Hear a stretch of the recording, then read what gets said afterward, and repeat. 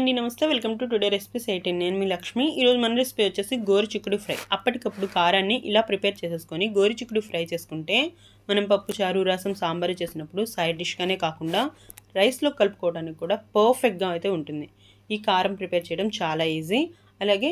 taste కూడా super ఉంటుంది ముందుగా మనం గోరుచిక్కుళ్ళు అయితే తీసుకొని శుభ్రంగా కడిగేసి ఒక గిన్నెలోకి యాడ్ చేసుకోవాలి మీరు కావాలి అనుకుంటే గోరుచిక్కుళ్ళు ఇలా గిన్నెలోకి యాడ్ చేసుకోవడానికి ముందే ఈ విధంగా కట్ చేసుకొని ముందు వైపు వెనక వైపు ఈనెలు తీసేసి మధ్యలో కూడా కట్ చేసి మధ్యలోకి వచ్చిన ఈనెల్ని కూడా అయితే ఈ విధంగా తీసేసుకోవాలి ఇలా ఈనెల్ని తీసేసుకొని ఉడికించుకోవచ్చు లేదంటే ఉడికిన తర్వాత కూడా ఈనెల్ని తీసుకోవచ్చు అది కూడా చూపిస్తాను చూడండి మనం ఇలాగే మొత్తం వేసేసుకొని కాస్తంత ఉప్పు వేసుకొని ఒక చెంబు వరకు వాటర్ అంటే మనకి ఇక్కడ గోరుచిక్కుళ్ళు దాదాపుగా మునిగేంత వరకు వాటర్ని అయితే యాడ్ చేసుకోవాలి ఇలా వాటర్ యాడ్ చేసిన తర్వాత మనం మూత పెట్టేసుకొని స్టవ్ ఆన్ చేసి స్టవ్ మీద పెట్టేసుకొని గోరుచిక్కుళ్ళు అయితే ఉడికించుకోవాలి మధ్య మధ్యలో కాస్త కదుపుకుంటూ ఉడికించుకోవాలి మనకి ఇక్కడ గోరుచిక్కుళ్ళు 60 to 70% ఉడకాలండి పట్టుకుంటే కాస్తంత పలుకు తగలాలన్నమాట చేతికి మరి మెత్తగా అయ్యేంత వరకు ఉడికించుకోకూడదు ఇప్పుడు ఈ వాటర్ మొత్తాన్ని వంపేసుకొని ఈ విధంగా ఈనెల్ని కనుక తీస్తే ఈజీగా వచ్చేస్తాయి మీకు ఏ ప్రాసెస్ నచ్చితే అది ఫాలో అయిపోండి ఇలా ఈనెలు మొత్తం తీసుకున్న తర్వాత చిక్కుళ్ళు అయితే రెడీ అయిపోయాయి ఇప్పుడు మిక్సీ జార్ తీసుకొని కారం అయితే ప్రిపేర్ చేసుకుందాం ఒక గుప్పెడు ఎండుమిరపకాయలు అలాగే చిన్నగా కట్ చేసుకున్న ఎండు కొబ్బరి 2 టేబుల్ స్పూన్ల వరకు వేసుకొని కొంచెం ఉప్పు కూడా వేసుకొని మిక్సీ అయితే పట్టేసుకోవాలి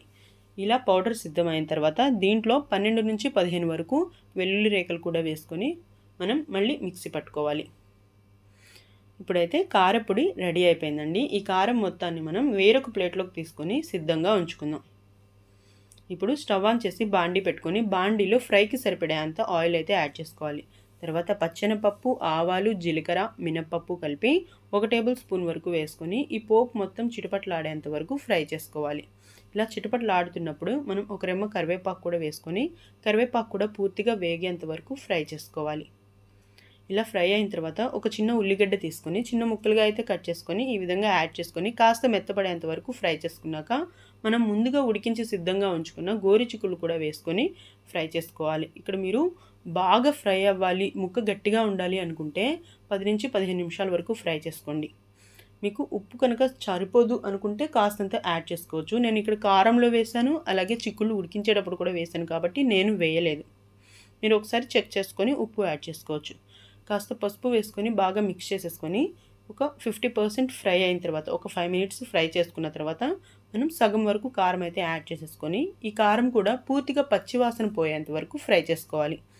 ఈ కారాన్ని మనం డైరెక్ట్గా రైస్లో కూడా కలుపుకొని తినొచ్చండి 1 టేబుల్ స్పూన్ నెయ్యి వేసుకొని 1 స్పూన్ కారం వేసుకొని తింటే